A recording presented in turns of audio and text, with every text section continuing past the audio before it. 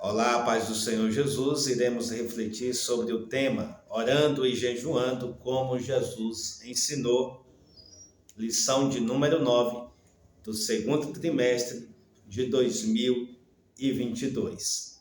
O texto áureo está em Atos dos Apóstolos, capítulo 13, versículos 2 e 3, e mostra que Barnabé e Saulo foram despedidos, foram enviados para a obra missionária depois que aquela igreja orou, jejuou e colocando sobre eles as mãos, os despediram.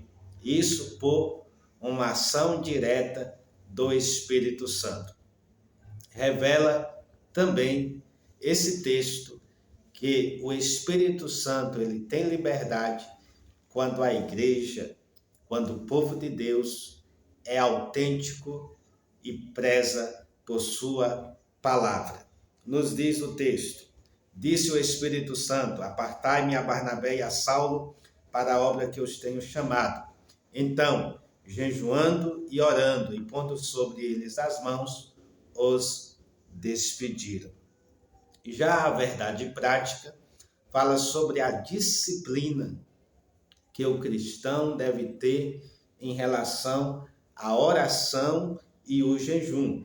Diz: a oração e o jejum são disciplinas espirituais que potencializam sensivelmente a vida piedosa do crente. O que é a oração? Você pode perguntar. A resposta é simples. É um diálogo com Deus, entre a pessoa de fé e o Pai que está nos céus. Toda a Bíblia, desde o Antigo ao Novo Testamento, incentiva o cristão, o crente, a orar. Quando observamos no Antigo Testamento os Salmos, é um compêndio que mostra como se deve direcionar a Deus, orar, louvar, interceder, agir com ações de graças perante o Pai Celestial. No Novo Testamento, Jesus é o maior modelo de oração e jejum. E no Sermão do Monte, ele ensina esta prática tão importante para os discípulos. Ele diz que a oração deve ser secreta, não pode ter vãs repetições e nem tampouco deve ser uma coisa que deve ser apresentada ao público, mas a Deus. Infelizmente, hoje nós estamos na era do narcisismo, da egolatria, do exibicionismo, em que as pessoas querem mostrar o que são e o que fazem. Porém, a palavra de Deus nos incentiva a orar em secreto. Este é o segredo para a vitória, este é o segredo para respostas, que possamos seguir o modelo que Jesus nos ensinou. Medite sobre esta temática tão importante, sobre o texto bíblico em classe, que vai falar justamente sobre como se deve orar. A oração ela deve ser apresentada a Deus Pai, nos diz: Pai nosso que está nos céus. Ou seja, o Pai é de todos nós, não apenas de um.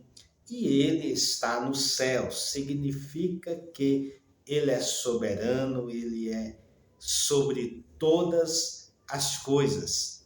E seja feita a sua vontade, ou seja, a vontade de Deus deve prevalecer. Quando lemos em Romanos, capítulo 12, versículo 2, percebemos que a vontade de Deus é perfeita, é agradável, é boa.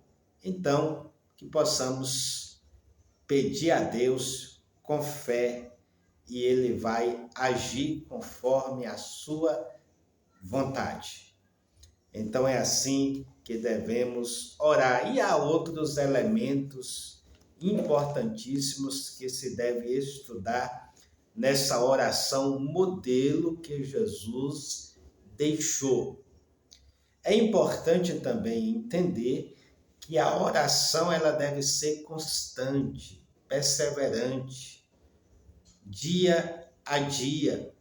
Nos diz o apóstolo Paulo que devemos orar sem cessar. Ou seja, não podemos parar de orar. É uma prática importantíssima, tanto a oração como o jejum. E quando a igreja leva a sério essas duas práticas, aí abre-se as portas para um grande avivamento, para uma grande comunhão e para o agir do Espírito Santo. Que possamos buscar a Deus constantemente, falar com Deus e Ele agirá em nosso meio. Que Deus abençoe a sua vida e até mais.